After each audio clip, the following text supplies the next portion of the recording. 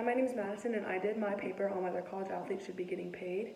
The reason I did this was because my dad refs college basketball, my cousin played basketball in college, and I'm going to play volleyball in college. So college sports has just always been in my life, and I thought it'd be a really interesting topic. So to start, the college athletics industry is worth billions of dollars, all thanks to one important factor, which is the student athletes that play. Without their incredible athletic abilities, there would not be all the money coming into the NCAA every year. The NCAA, which is the National Collegiate Athletic Association, they are the ones that administer all of the student athletes across the country that play Division I, Division II, Division III, and JUCO. There are about 450,000 student athletes across the country, so it's a lot of people that they got to take care of. The athletes at these schools, they're required to put in countless hours of practice, conditioning, watching film, traveling to tournaments and games, and stuff like that, but also maintain a certain GPA and records a certain amount of study hall hours. And in their free time, they're supposed to be doing all of that, but they don't really have that free time because they're so dedicated to their sport. So these student athletes should be financially compensated for their dedication to their school and all of their hard work. Just as one gets paid for a 9-to-5 job, these student athletes should be getting paid as well. And so, like I said, the NCAA, which is the National Collegiate Athletic Association, they are the body that overlooks the college athletes all over the United States. And so it's actually a nonprofit organization, which means that the money that they receive, they don't pay donors or sponsors or anyone like that. They actually keep the money to keep the organization running, and they just put it back into the company, and it just goes, round and round. So there's the Division I, Division II, Division III,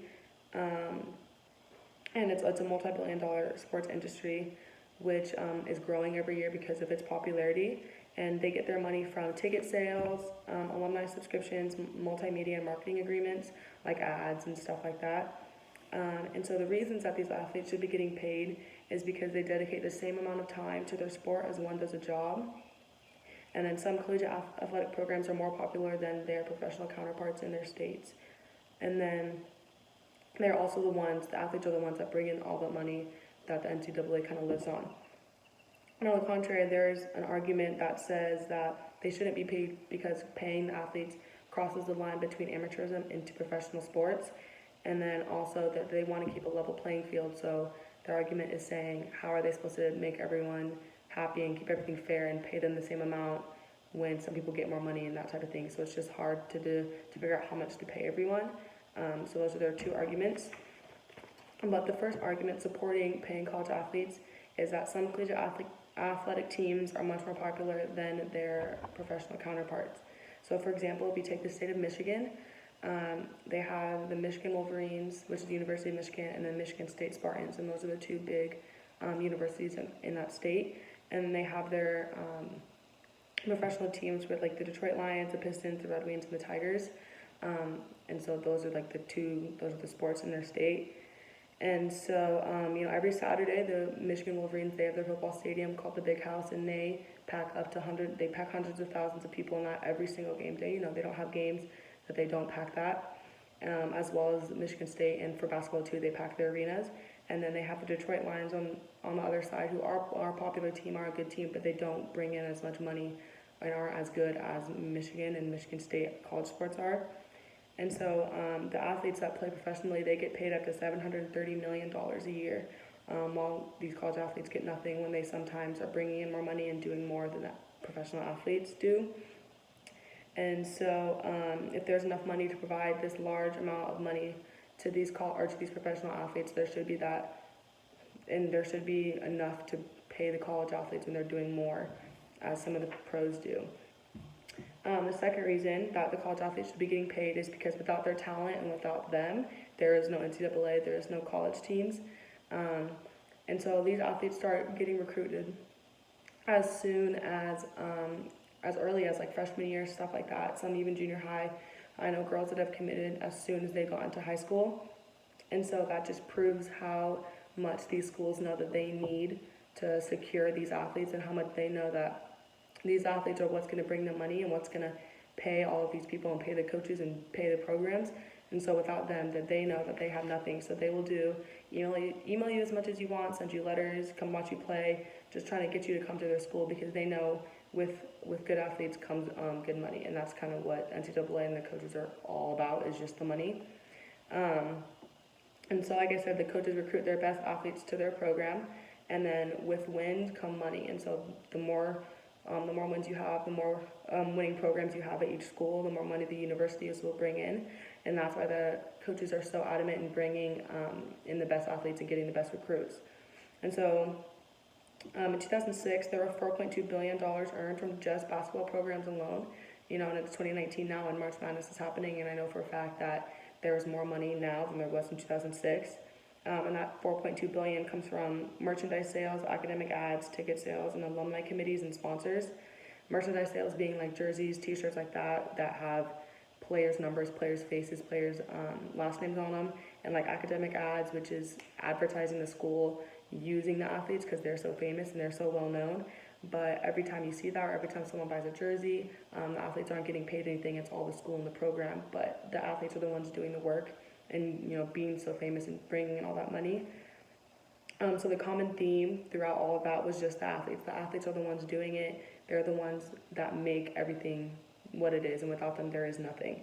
And so, like, another example is you take Kyler Murray from University of Oklahoma. They have a great football program, great team, but without him, they wouldn't be this big name team because he is the one that made them, so big. And so, the final argument is that college sports, or that college athletes put in the same amount of work as some do to their everyday job. But the difference is the people in the everyday job are getting paid a steady income, and the athletes aren't getting anything, and they aren't able to support themselves. And especially as a college student, it's hard to, if you need new clothes or food or something, you don't have that income because you're not getting paid, and you don't have time to go get a job. And so there was a study done at Georgetown, and it said that 70 to 80% of college students are active in the labor market, with roughly 40% of undergraduates working at least 30 hours a week, and 25% of full-time students also working full-time jobs.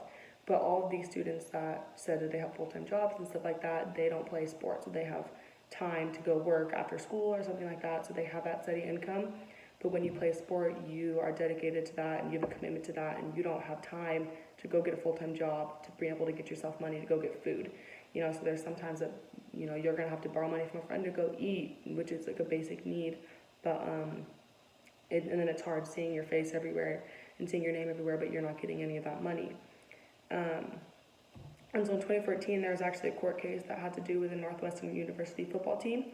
And it came back as they were qualified as school employees because under federal labor law, they spent 40 to 50 hours a week on their sport during season and up to 25 hours a week during the spring season, compared with just 20 hours a week on just academics. So obviously those numbers aren't equal, which just shows how much time they have to put into their sport.